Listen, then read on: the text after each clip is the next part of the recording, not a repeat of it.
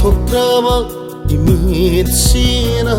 Thamoisina lona tamlakpani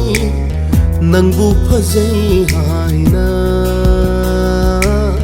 Nangbu Fajei Haina Nangi na tauna ngauhanbani mityengduna leitahandabani ikai thibi mapukse ikai thibi mapukse Pukminna wakhalda insinduna Nangbu asum ningsinghanbani amang banongbu yinglaga khaurang bakopadi ngamloy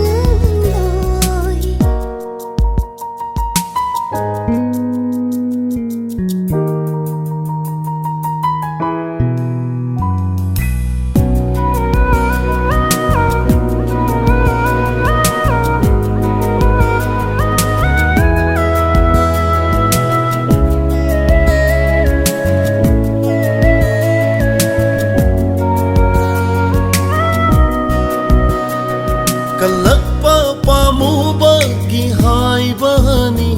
Nungsiba hen manbana wajabani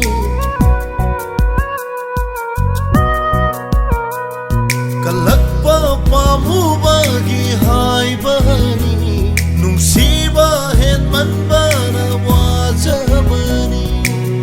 Kauraroi nangbudi punsigi Hakrabani nangi nungsi saktam Aigi punsi lamaida nantagi wakhalda ngaujabini ikaiba pumba thadokduna tilagi nungsi chelsi nantagi senglai pakta changlapu chingnabalaitana aibu hana khanglakho aibu hana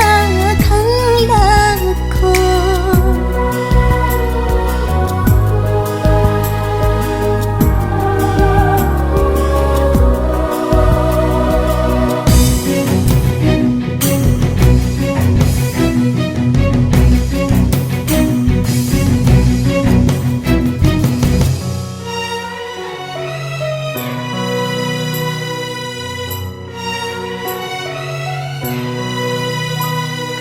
Waram bachingnaba mankrabara